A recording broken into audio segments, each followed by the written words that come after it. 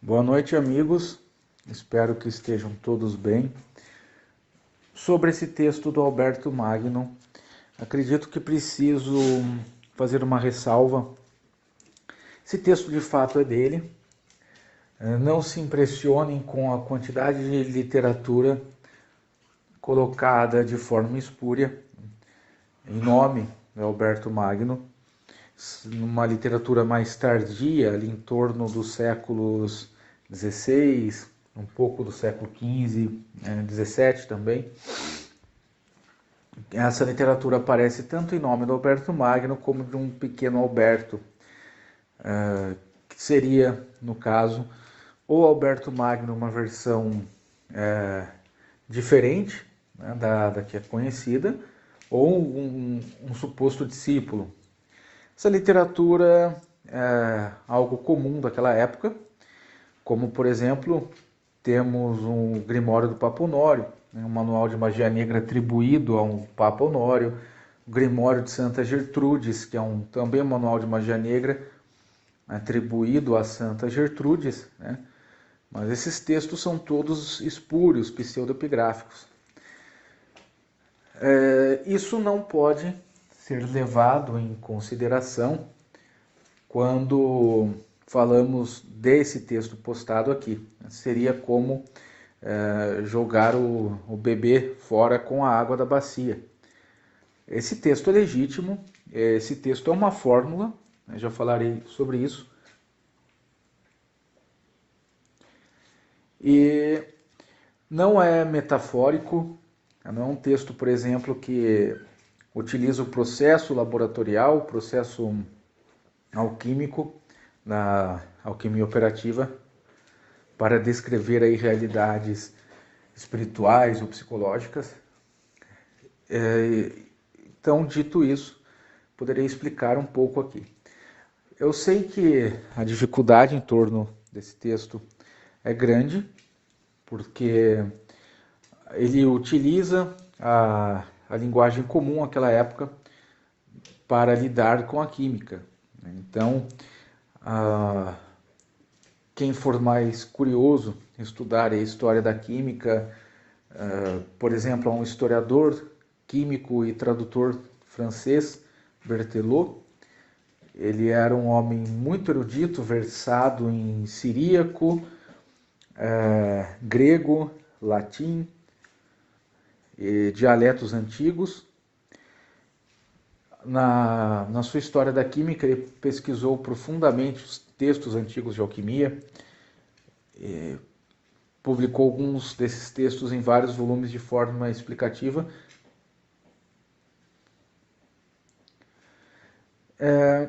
Quando então pegamos um texto desse, é preciso compreender que, embora alguns termos pareçam muito poéticos e simbólicos, naquele contexto eram apenas elementos que utilizavam termos, né, mais poéticos do que os termos que utilizamos hoje em dia. Foi postado aqui, inclusive, um pequeno dicionário para auxiliar na leitura desse texto. Primeiro, qual é o princípio aqui dessa fórmula? E como esse princípio é plenamente normal, é natural, ninguém precisa se espantar com isso. É observável, como vocês aprenderão agora. A base desse elixir, né, da preparação dessa fórmula, é a mesma que vocês conseguem perceber aí na cozinha de vocês. O que é uma essência de um perfume, de um aroma, por exemplo, né? Como é feita a essência de rosa, né? Você pega uma quantidade muito grande de rosas e, através de um processo de destilação, né, de separação, você retira de todas aquelas pétalas um líquido que é extremamente aromático, porque a rosa, cada pétala então tem um aroma, mas aí por um processo, né, de separação desse aroma ali da pétala, de tudo aquilo que forma a rosa, você obtém uma essência. Então, uma quantidade muito grande de rosas faz uma quantidade pequena de essência, né, aquele aroma gostoso e tal. Na cozinha de vocês dá para ter uma ideia disso. Quem, por exemplo, gosta de fazer caldos para cozinhar. Você pega ali, coloca na água e ferve na água alguma carne, cebola, temperos, folhas, deixa aquilo ali na água, a fervura vai retirar, né, todo o sabor daquilo que você colocou, e você no final terá um caldo que, dependendo da combinação que você fez, será muito saboroso. Você retirou ali do corpo daquilo que foi na panela com a água, o aroma e o sabor. Então, isso é observável, isso é utilizado na fabricação de remédios, de aromas, caldos e assim por diante. É algo absolutamente comum aqui no nosso mundo natural. Acontece que Alberto Magno aí apresenta então um processo um tanto complicado. Você precisa realmente de um laboratório, equipamentos para a preparação desse elixir, né? dessa bebida que daria uma vida longa e saudável. Isso é impossível? Né? Não. Isso era uma inovação, parte dele? Não. Por exemplo, Santa Hildegarda, né?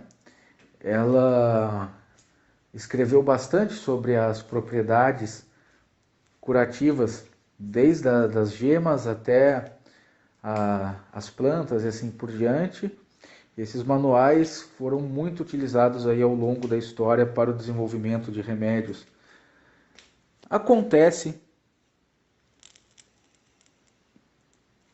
que surge um problema aí na leitura que leva muitas pessoas a um afastamento desse texto por um certo preconceito e uma falta de estudo histórico. Primeiro aquele que eu mencionei, né, dos termos aí, que são essencialmente poéticos. Isso assusta alguns por falta de conhecimento, né, da história. E no caso de algumas pessoas, esses termos não assustam, mas as pessoas ficam perdidas. Aí basta então consultar um dicionário. Uma citação aqui interessante desse texto, quando ele diz: também disse um filósofo, não há separação dos 4 elementos da nossa pedra, como pensam os imbecis. A nossa natureza encerra um arcano muito oculto, de onde se vê a força e a potência, a terra e a água. Encerra outros 2 elementos, o ar e o fogo, mas não visíveis nem tangíveis. Não se podem representar, nada os descobre. Ignora-se o seu poder, que não se manifesta senão nos outros 2 elementos, terra e água, quando o fogo muda as cores durante a cocção. É uma forma um pouco complicada, mas não impossível de compreender um processo que é simples aqui na fabricação desse remédio.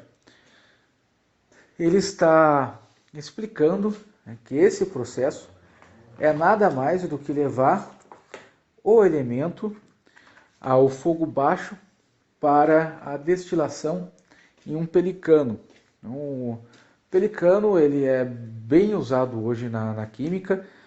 Tenho certeza que vocês aí na escola, quando eram levados ao laboratório, né, toda escola tem um laboratóriozinho com aqueles tubos de ensaio.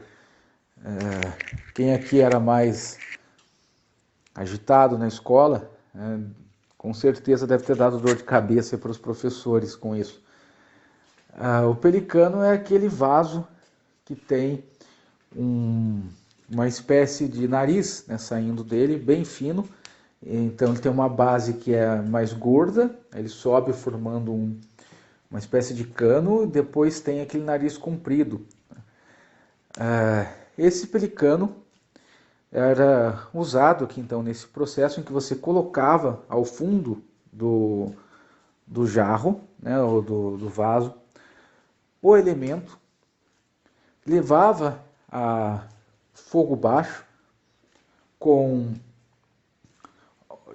aqui no caso com um pouco de água, né, e a água ali causava com que o calor fizesse a essência, né, o chamado espírito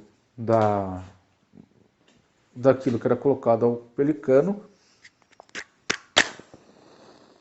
ser levado lentamente, tá, a pingar em um novo recipiente, para que naquele recipiente fosse retirado então a essência daquilo que você buscava. Outros termos aqui são um tanto complicados também. A primeira leitura, por conta de uma mistura que as pessoas fazem com os textos alquímicos. Por quê? Aqui temos uma representação da natureza em torno do simbolismo alquímico, só que essa representação não pode ser confundida com o significado depois que foi dado por alguns escritores alquimistas que desenvolveram ali uma visão de mundo, uma visão da própria criação particular, e até neles isso difere. Um deles é o enxofre, né, o que entendemos aqui pelo enxofre. O enxofre na alquimia desde sempre, tá? Na alquimia clássica também,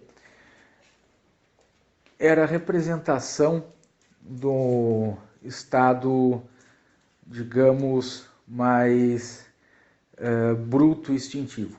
Então, por conta do enxofre ser um elemento que é comum à vida orgânica como um todo, se imaginava que, ou melhor ainda, se relacionava então o enxofre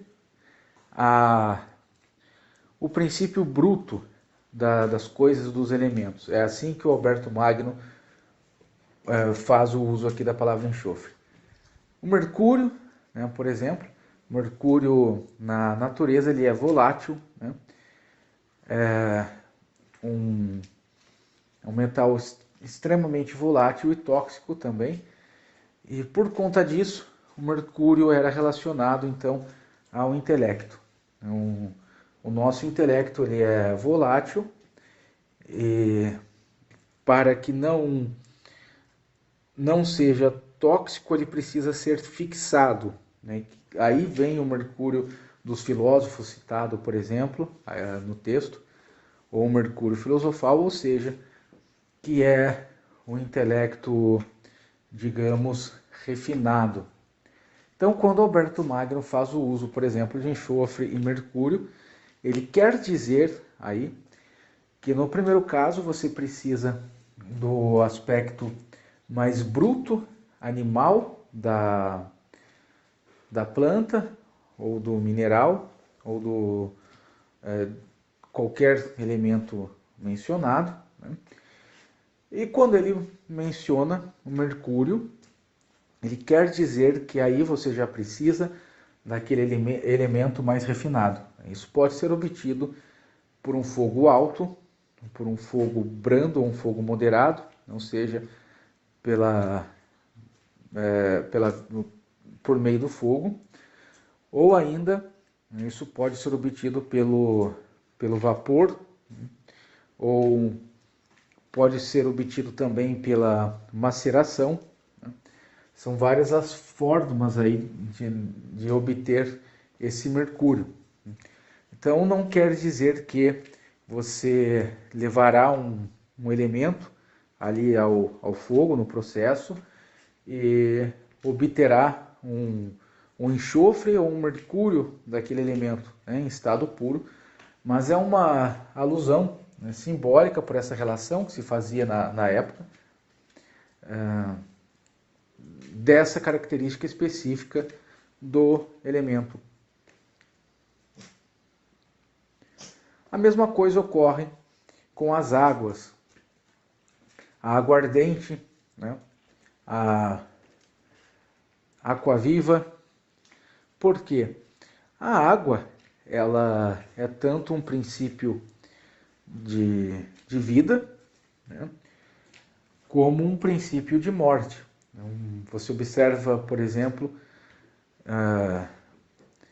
como uma carne seca, ou seja, você faz um processo ali em que retira a água da carne, ela dura muito mais do que uma carne fresca, né? Um pedaço de carne que ainda tem água, porque a água causa o apodrecimento. Ao mesmo tempo, se você plantar alguma coisa e essa coisa não for regada com água, ela morre. No deserto seco, você não tem ali uma quantidade de vida orgânica, né, de folhas e tudo mais, como você tem nas margens ou em torno de um rio, de um local úmido. Então, as águas também possuem esse significado. Para compreender devidamente essa fórmula, portanto, é preciso que a pessoa observe muito bem os processos naturais e entenda que essa linguagem que Alberto Magno utiliza, a linguagem que ele passa essa fórmula, é uma linguagem natural e seguindo o contexto daquela época, tanto em relação aos nomes, né, dos elementos, como também em relação aos próprios processos. Eu repito, não há nada